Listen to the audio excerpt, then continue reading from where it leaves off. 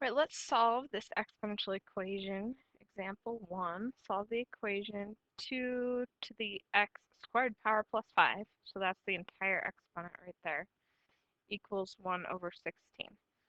So this is an example of the one-to-one property. This is going to be like step 2. If both sides are exponentials and the bases are the same, use the one-to-one property. So we did a little bit of that in section 4.1.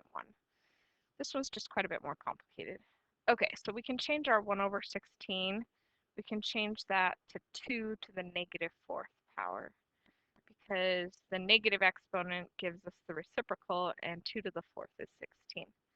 So now we can just take our exponents, ignore the 2's, and set the exponents equal to each other. So the one exponent is x squared plus 5x, and the other exponent we just found is negative 4. So I just replaced the 1 over 16 with the 2 to the negative 4. Maybe I should just write that out to make this clear.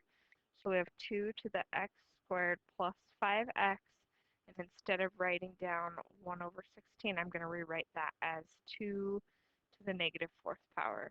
And then I just get rid of the 2's, and I set the exponents equal to each other. And now this is what I'm going to solve. So this is a quadratic. Going to move the 4 to the other side. X squared plus 5x plus 4 equals 0 so that we can factor it and use the zero product property. We learned this back toward the beginning of the year, also something you would have learned last year and the year before in your math classes. So I'm factoring this into x plus 4 times x plus 1, and that's because x squared is x times x. 4 can be obtained by doing 4 times 1. It could also be 2 times 2, but if we did 2 times 2, we would have to add that up to 4, and it adds up to 5 instead. So we have 4 times 1, which adds up to 5 in the middle. So you can FOIL that back out and check to make sure you factored it correctly. So now we use what we call the zero product property, and we set each side of our equation equal to 0 and solve them separately.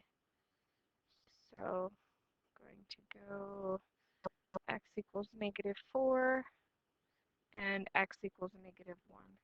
Now, we don't really need to check these answers because this is not a logarithm problem, this is an exponential problem. So they should work just fine.